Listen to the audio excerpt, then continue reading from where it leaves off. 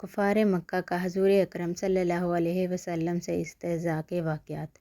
ابن اسحاق کا بیان ہے کہ ایک دفعہ عراش کا ایک شخص کچھ اونٹ لے کر مکہ آیا۔ ابو لہب نے اسے اونٹ خرید لیے اور جب اس نے قیمت طلب کی تو ٹال مٹول کرنے لگا۔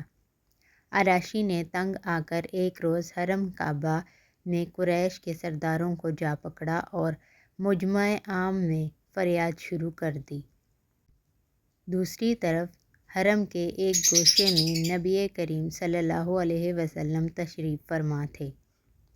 سرداران قریش نے اس شخص سے کہا، ہم کچھ نہیں کر سکتے، دیکھیں وہ صاحب جو اس کونے میں بیٹھے ہیں ان سے جا کر کہو، وہ تم کو تمہارا روپیہ دلوا دیں گے۔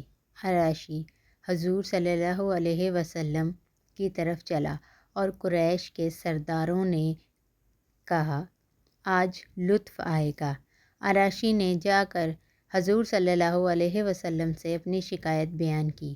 آپ اسی وقت اٹھ کھڑے ہوئے اور اسے ساتھ لے کر ابو جہل کے مکان کی طرف روانہ ہو گئے۔ سرداروں نے پیچھے ایک آدمی لگا دیا کہ جو کچھ گزرے اس کی خبر لا کر دے۔ حضور نبی کریم صلی اللہ علیہ وسلم سیدھے ابو جہل کے دروازے پر پہنچے اور کنڈی کھٹکھٹائی۔ اس نے پوچھا، کون؟ آپ صلی اللہ علیہ وسلم نے جواب دیا، محمد۔ وہ حیران ہو کر باہر نکل آیا۔ آپ نے اس سے کہا، اس شخص کا حق ادا کر دے۔ اس نے جواب میں کوئی چوں چڑا نہ کی، سیدھا اندر گیا اور اس کے اونٹوں کی قیمت لا کر اس کے ہاتھ میں رکھ دی۔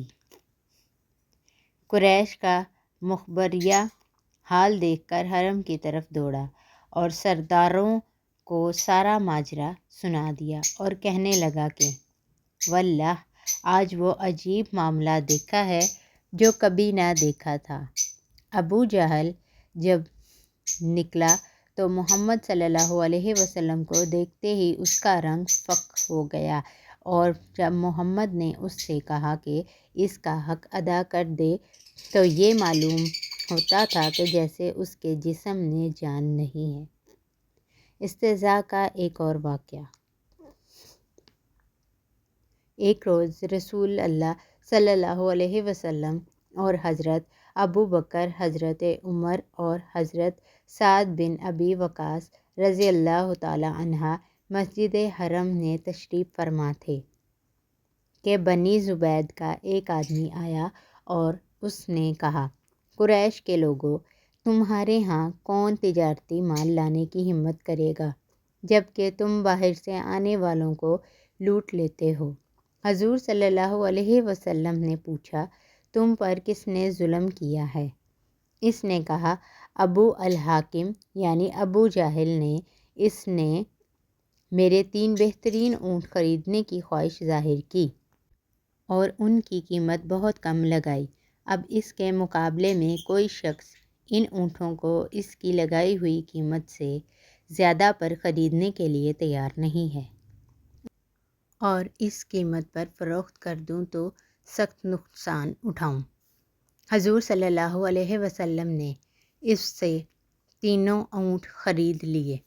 ابو جہل دور بیٹھا ہوا خاموشی سے یہ ماجرا دیکھ رہا تھا۔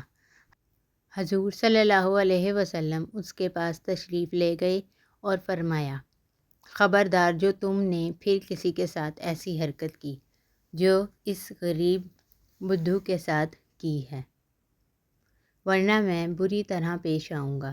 وہ کہنے لگا، آئندہ میں کبھی ایسا نہ کروں گا۔ اس پر امیہ بن خلف اور دوسرے مشرکین جو وہاں موجود تھے ابو جہل کو شرم دلانے لگے کہ تم نے محمد صلی اللہ علیہ وسلم کے سامنے ایسی کمزوری دکھائی کہ شبہ ہوتا ہے شاید تم ان کی پیروی اختیار کرنے والے ہو۔ اس نے کہا، باخدا میں ان کی کبھی پیروی نہ کروں گا، مگر میں نے دیکھا کہ ان کے دائیں اور بائیں کچھ نیزہ بردار کھڑے ہیں اور میں ڈرا کہ میں نے محمد صلی اللہ علیہ وسلم کے حکم کی ذرا سر تابی کی تو وہ مجھ پر ٹوٹ پڑیں گے۔